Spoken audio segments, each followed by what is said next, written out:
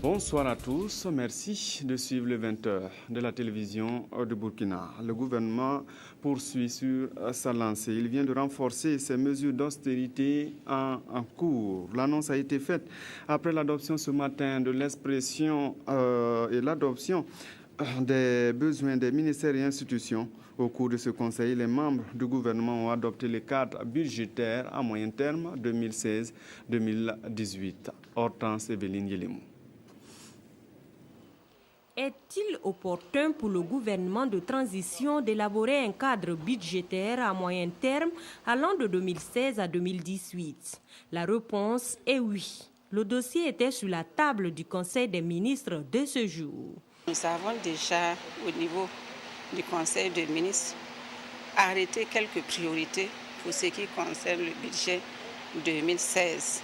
Et c'est à travers le cadre des dépenses à moyen terme qui sont les enveloppes minimales qu'on doit affecter à l'ensemble des ministères et institutions et qui feront l'objet alors d'arbitrage à un moment donné, en Conseil des ministres encore et ensuite au niveau du CNT.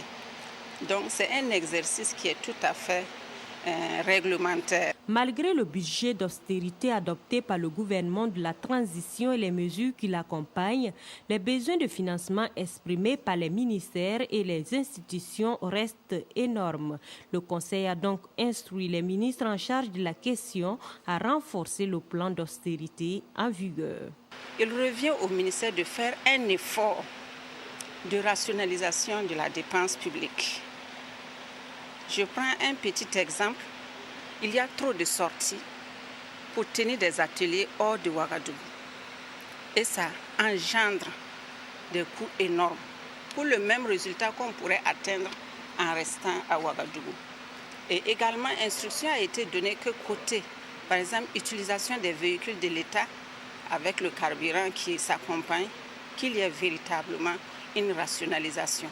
Il a été également question au cours de ce Conseil des ministres des recommandations de la 8e conférence sur le dividende démographique dans l'agenda 2063 de l'Afrique. Des recommandations qui permettent d'apporter d'autres recettes au budget des États en Afrique. Dans la perspective de renflouer les caisses de l'État, le Conseil a autorisé le ministère en charge de l'agriculture à ratifier des accords de prêt et de dons avec l'Association internationale de développement IDA.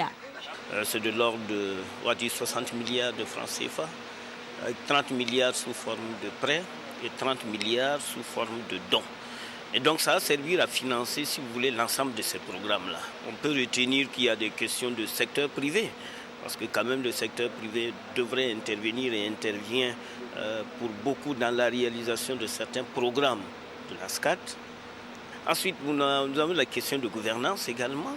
Et enfin, nous avons les questions, si vous voulez, de réduire la vulnérabilité des populations tout en permettant d'accroître ce que nous appelons la résilience. Ce financement servira entre autres à renforcer les stocks de la SONAGES, la Société nationale de gestion des stocks, et à doter les cotenculteurs d'intrants.